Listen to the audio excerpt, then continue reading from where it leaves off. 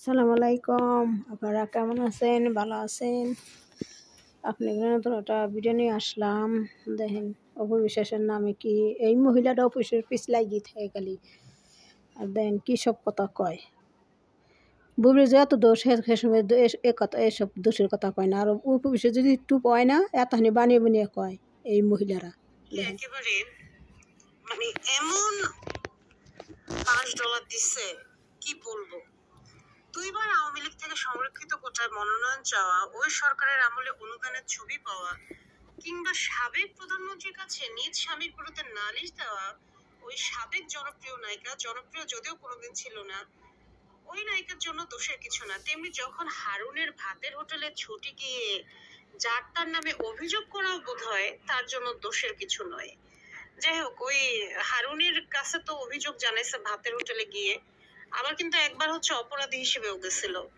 পরে হাত পা ধরে মাফ টাফ চেয়ে আরো কিছু সুযোগ সুবিধা দিয়ে হারুনকে তো বলছে রাতে আমার বাসায় আইসেন। বলছে ঠিক আছে, যেহেতু এটা সামনে চলে আসছে, ফেসবুকে গিয়ে ক্ষমা চেয়ে একটা পোস্ট দিয়ে দিচ্ছি। আমি একটা কথা কই কি, আচ্ছা অফিসে কইছে নাকি যে নাচতে আইসো? এই আপা, আপনি কি অফিসের পিছনে আসছিলেন না হারনের রুমে আসছিলেন?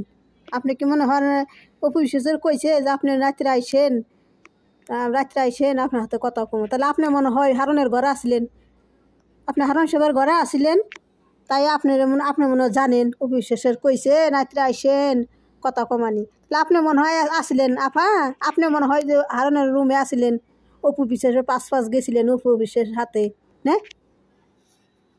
এই বিটির কথার আমি জবাব দিলাম, বুঝছেন?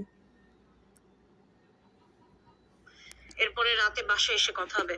অথচ দোষ তখনই যখন বর্তমান চলচ্চিত্রের শীর্ষ নায়িকা নতুন কোনো ছবিতে চুক্তিবদ্ধ হন, আর তখনই তার উপর ঝাঁপিয়ে পড়ে কনসিভকে কনসেপ্ট এবং এফিডেভিটকে এপিটোপিট বলা ওই নায়িকা। এখন অপপ্রচার, হ্যাঁ হাসি দিলে কি বিটি? হাসি দিল না, ওটা বরকি হাসি, যে বরকিতে হাসে না, এই বরকি হাসি দিল বিটি। এই মহিলাটা বরকি হাসি দিল, জানেন? এই মহিলাটা না অবিশ্বাস পিছিয়ে লাগিয়ে থাকে সবসময়। অবিশ্বাস কি হইলো না হইলো, অবিশ্বাস যদি একবার গায়ে পায়খানা যায় তাও হেও কথা এই বিটি কয়। তো আসসালামু আলাইকুম, ভালো থাকেন। আপনারা কেমন আছেন? ভালো থাকেন।